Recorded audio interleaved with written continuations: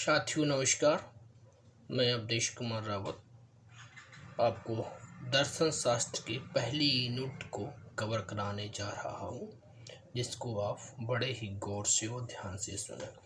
इसमें सबसे पहले जो दिया है, अपना सिलेबस देखें। सिलेबस में लिखा है दर्शन शास्त्र का अर्थ समझाइए। What is the meaning of philosophy. तो आपको मीनिंग ऑफ फिलॉसफी समझने का बड़ा आसान तरीका है, दर्शन शास्त्र शब्द को ही तोड़ दीजिए तो इसमें तुरंत समझ में आ जाएगा। दर्शन का अर्थ आप जानते हैं, यह बहुत ही पुरानी और प्राचीन अवधारणा है। दर्शन का अर्थ होता है किसी के दर्शन करना अर्थात देखना, और शास्त्र का अर्थ होता है विज्ञान। कुल मिलाकर इसको अपन ये कह सकते हैं कि देखना और विज्ञान अर्थात किसी विषय वस्तु को वैज्ञानिक तरीके से देखना ही तो दर्शन होता है। उसके बारे में देखने का अर्थ है या उसके बारे में जानना। अब ये तो दर्शन शास्त्र शब्द की परिभाषा हो। दर्शन की परिभाषा के बारे में बात करें तो दर्शन शब्द को अंग्रेजी में फिलॉसफी कहा जाता है। फिलॉसफी ग्रीक भाषा का शब्द है। यह दो शब्दों से मिलकर बना हुआ है। पहला है फिलॉस, दूसरा है सोफिया।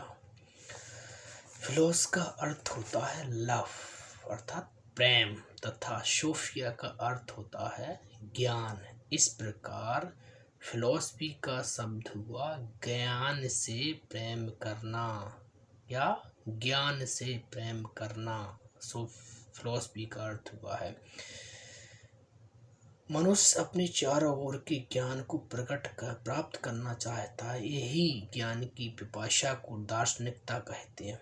मनुष्य जब चारों ओर ज्ञान प्राप्त करने की इच्छा रखता है, इस इच्छा से वह दार्शनिक कहलाता है। बच्चा जन्म से दर्शन शास्त्री होता है। एक शिक्षक तो महान दर्शन शास्त्री ही होता है। शिक्षक सारे दर्शन शास्त्री होते हैं, क्योंकि अपना दर्शन का प्रयोग करके ही वह बच्चे को अलग अलग विधियों से पढ़ाता है। इसलिए कहा गया है सबसे बड़ा दर्शन शास्त्री शिक्षक होता है। और एक और कोटेशन है, महान शिक्षा शास्त्री ही आगे चलकर महान दार्शनिक बने हैं। अब दर्शन की परिभाषा थोड़ा संस्कृत में देख लीजिए। दर्शन की परिभाषा संस्कृत में है दृश्यते यथार्थ तत्वमेनन।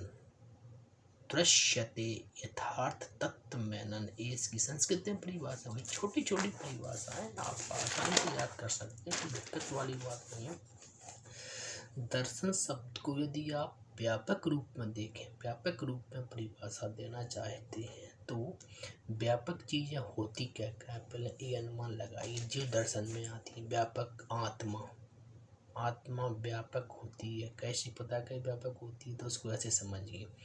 आत्मा हर जीवधारी के शरीर में विद्यमान होती है, इसलिए व्यापक होती है। परमात्मा हरिव्यापक सर्वत्र समाना, परमात्मा सब जगह होता है, इसलिए व्यापक शब्द है परमात्मा। तो आत्मा और परमात्मा के स्वरूप तथा ब्रह्मांड की व्याख्या करना। ब्रह्मांड भी एक व्यापक शब्द है, हर जगह ब्रह्मांड व्याप्त है।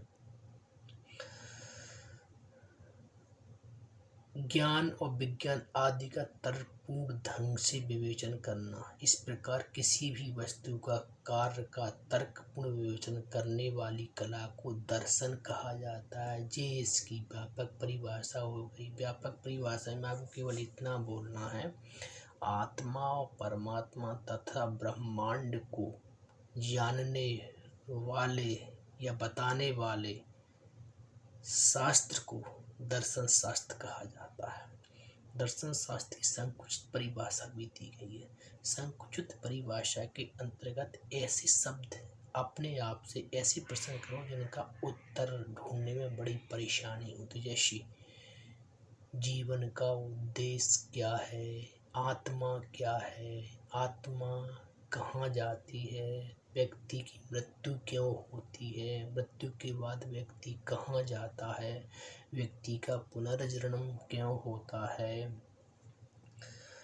आत्मा का स्वरूप कैसा है।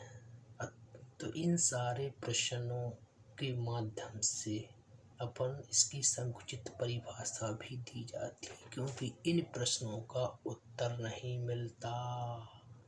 मृत्यु के बाद व्यक्ति कहाँ जाता है, इसका उत्तर आज तक नहीं मिल पाया। इसी को खोजने में लगा हुआ है व्यक्ति, खोजता रहो। पुनर्जन्म के बारे में भी नहीं आज तक कोई सही जानकारी प्राप्त हो पाई। मोक्ष के बारे में कोई सही जानकारी प्राप्त नहीं हो पाई।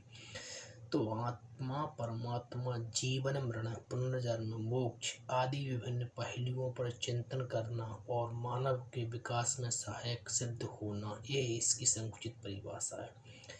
कुछ परिभाषाएं दर्शन शास्त्रियों ने भी दी हैं, उनको आप याद करने का बहुत ही सटीक तरीका है। बस मेरी एक बात समझिए, उसके माध्यम से आप कभी उनको भूलने वाले ही नहीं हैं।